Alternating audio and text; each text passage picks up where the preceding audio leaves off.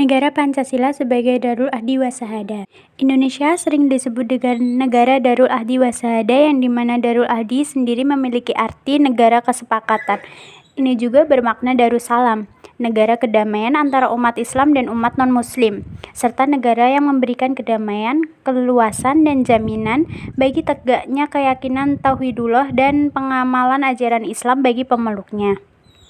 Sedangkan negara Pancasila sebagai Darul Ahdi Wasahada adalah negara kesaksian dan pembuktian bahwa umat Islam harus berperan aktif memberi makna terhadap pemahaman, penghayatan, dan pengamalan Pancasila dengan nilai-nilai ajaran Islam, yang memang antara keduanya tidak ada pertentangan. Sedangkan makna dari konsep negara Pancasila sebagai Darul Ahdi Wasahada adalah sebagai pedoman pemikiran dan perilaku mengenai hubungan antara agama, negara, dan organisasi yang bertujuan untuk menguatkan harmonisasi kebangsaan.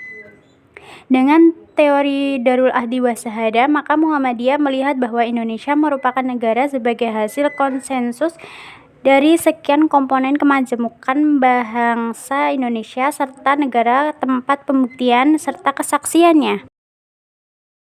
Sebagai masyarakat kontemporer, mahasiswa ialah insan-insan yang menjadi calon sarjana dengan keterkaitannya akan suatu perguruan tinggi yang dididik dan juga diharapkan akan menjadi calon-calon intelektual. Mahasiswa merupakan sekelompok masyarakat yang menjadi garda terdepan dan motor penggerak perubahan. Inilah pemaknaan dari agent of change dan agent of social control. Sebuah yang melekat pada mahasiswa. Komunitas mahasiswa dikenal dengan jiwa yang tidak pantang menyerah dan tak kenal lelah dalam mempertahankan idealismenya. Sehingga menjadi hal yang wajar jika ada yang mengatakan bahwa mahasiswa dikatakan sebagai sebuah komunitas yang unik dan khas, dengan kesempatan dan kelebihan yang dimilikinya.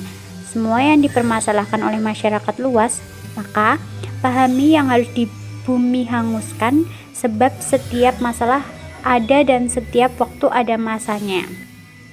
Akhlak bermedia sosial. Yang pertama, memperbaiki niat. Niat itu sendiri adalah tekad untuk mengerjakan sesuatu ibadah dengan ikhlas karena Allah, yang letaknya berada di dalam hati atau batin. Yang kedua, harus menyebarkan kebaikan dan mencegah kejahatan. Artinya, tidak menyebarkan kejahatan yang berujung pada perpecahan dan konflik. Seorang penyebar kebaikan dapat memperluas ceramah dan membangun persahabatan antara umat beragama. Selain itu, hindari menggunakan media sosial jika Anda hanya ingin menyinggung perasaan orang lain atau membuat iri atau cemburu. Yang ketiga, penggunaan media sosial tidak boleh menghina atau menghasut kebencian. Oleh karena itu, sebagai masyarakat yang cerdas dalam bermedia sosial, kita juga harus mengajarkan diri dan berpikir bahwa semua postingan dan komentar buruk akan selalu dimintai pertanggungjawaban di akhirat. Sebab itu, lebih baik kita mengendalikan jari kita agar tidak menyakiti sesama manusia. Yang terakhir, menyampaikan informasi dengan benar.